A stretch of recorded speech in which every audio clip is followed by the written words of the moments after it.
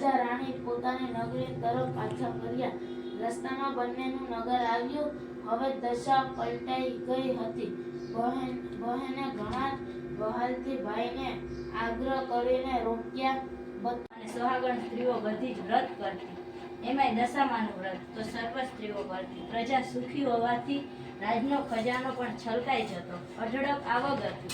પ્રભુના 4 હાથ હતા. વળી રાજા પોતે વિધાન અને કલારસી કરતો, તેથી વિધાનોને એના રાજમાં આશરો મળતો. કલાકારો અને કાર્ય કરતો. શક્તિની એને સહાય હતી. એ ગર્વથી બોલ્યો, તું દશા હો કે દશા માં, મને પરવા નથી. મારું રૂવાડું પણ ફરકવાનું નથી. મારી સત્તામાં મહેલના કાંગરા ખેરવાની કોઈની પણ તાકાત નથી. મને માં શક્તિની સહાય છે. માં શક્તિ હાજરા હજુર છે.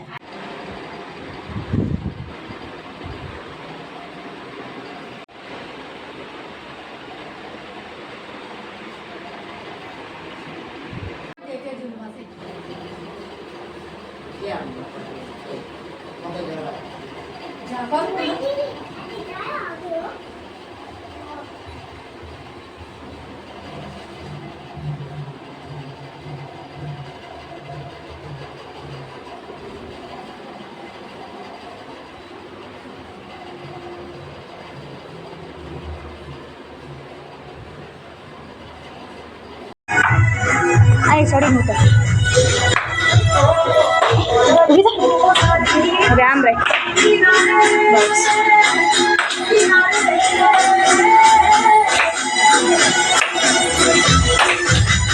No sabía.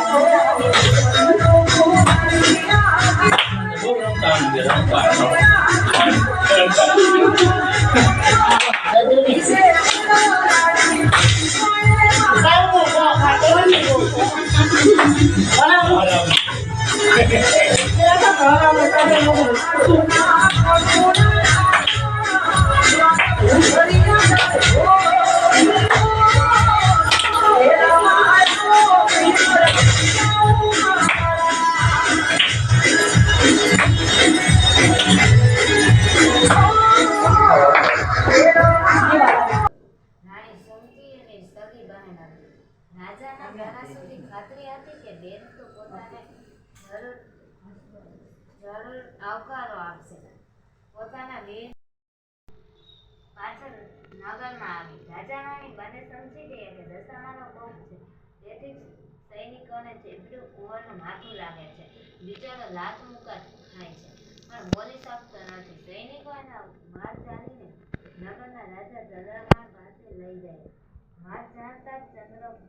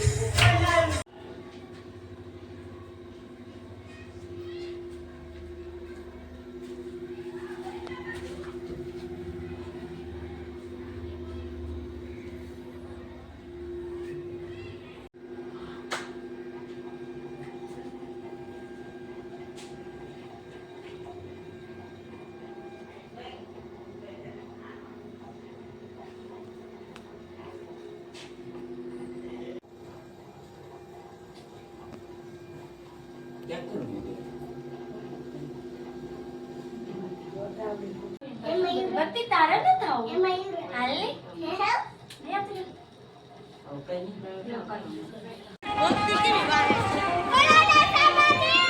જય